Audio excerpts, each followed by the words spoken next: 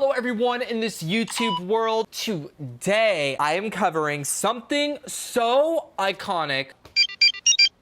What's the stats? I'm gonna be covering an iconic Disney Channel crossover event, the Lilo and Stitch Kim Possible crossover event. It is honestly one of the best crossover episodes I think I have ever seen. This was Lilo and Stitch the series, season 2, episode 19, called Rufus. And I'm gonna be completely honest, I didn't really watch a lot of Kim Possible growing up, but I watched a lot of Lilo and Stitch the series. So this crossover didn't really have much an effect on me, but it gave me a general idea of what Kim Possible was actually like, because this crossover was very successful at bringing in aspects from the series Kim Possible. And it feels like both a Lilo and Stitch and Kim Possible episode. And it's kind of interesting because it's only a 22-minute episode, and I think that's really hard to do, and they were able to do it very well. However, I would have liked them to take more moments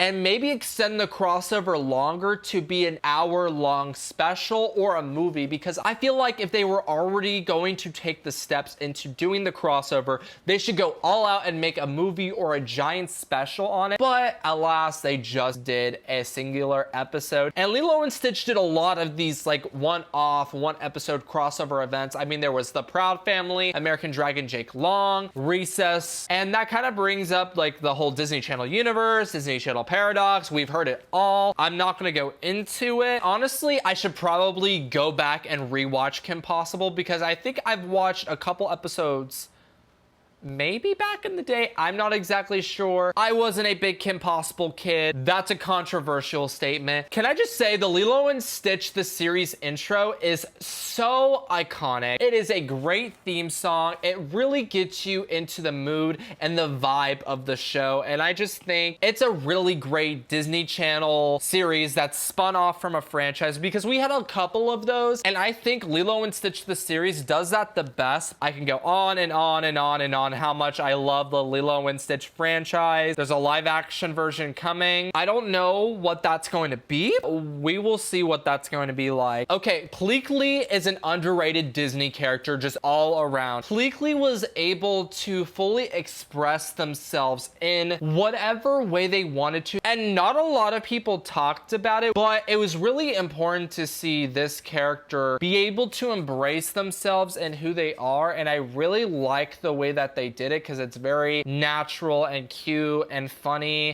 It's a normal thing. They don't treat it like it's a fish out of water element. Yet again, you are handling a TV series that's set in Hawaii, that's about experiments from outer space coming down to Earth, and these characters are trying to find jobs for these experiments. It's a lot to take in, and Pleakley was groundbreaking. I just feel like this crossover is very natural. I love that Pleakley's the one that's like, we should call Kim Possible for help. Beep, beep, beep. And one thing I like about this special is this special just starts off really quick. Stitch gets taken off in an airship by Dr. Hamsterville. The villain from Kim Possible is also on this mission of kidnapping Stitch. It's a great sort of combination. And then we have the subplot where Jumba literally thinks Rufus is a lost experiment. So we have that subplot of Lilo and Stitch the series on a Kim Possible character. And then we have the main arc of a Kim Possible-esque episode, but we also have that Lilo and Stitch like villain arc in there too, so it works. The two vibes of these two series work very well. And there's like a really funny line between Lilo and Kim Possible. They have really iconic interactions, but this one made me laugh out loud. So pretty much,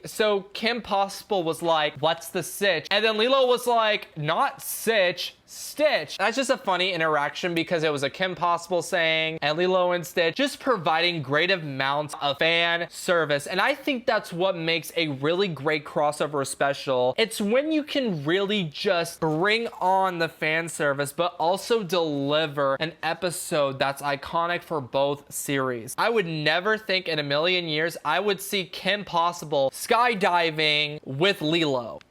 I don't know how people don't talk about this crossover more, because there's literally a shot where there's literally Lilo swimming underneath the sea trying to save Kim Possible and Stitch with Rufus on her with an instrumental suite of one of the theme songs. Like, are you kidding me? It's a very quick, very funny episode, but it provides many moments from both series that are just so iconic. I love it. The Kim Possible aspects are great. Just this crossover is amazing. Kim Possible was wrong for doubting our homegirl Lilo. Lilo has done so much at such a young age. We are not going to accept Lilo slander in this house, Miss Kim Possible. And honestly, if I were ever to interview Christy Carlson Romano, I would love to talk to her about the making of this episode and kind of just talk about where exactly they came up with the idea to bring these two shows together and kind of how that all came about. I also would like to know if she would have done a Kim Possible Lilo and Stitch crossover movie, because I feel like with the plot of this episode, they could have definitely put the stakes higher and given more screen time to these iconic plots that are combining these two iconic properties. I will be the one to say that this is probably #1 of the best Disney Channel crossover episodes. If you were an outsider and you just watched this crossover episode, you would understand the format of a Lilo and Stitch episode and kind of the similar vibes and just the inside jokes of that show. And then also you'd understand what Kim Possible is as a series. Also, Nani should have been in this episode. I don't know why they didn't include Nani. It could have been like, it would have been just difficult to weave in Kim Possible and Lilo's plotline together if Nani was incorporated with it. But I feel like there was something that was there that they could have brought Nani in. The ending luau was iconic. I think it was really interesting to see all these characters doing the hula next to each other. That's the great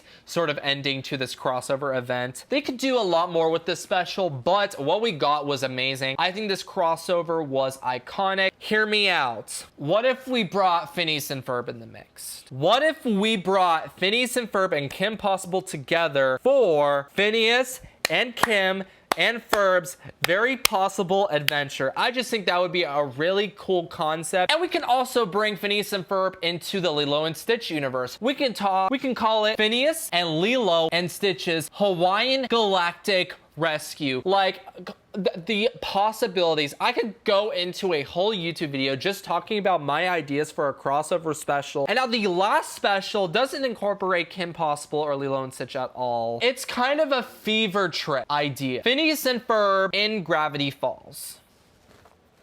I'm gonna let that sit on y'all. Thank you guys so much for watching this video. Please make sure you like and subscribe to my YouTube channel. Follow me on Instagram, Twitter, and TikTok at TyTyWhitehead. I love you guys. I will talk to you guys very, very soon. Goodbye, you guys.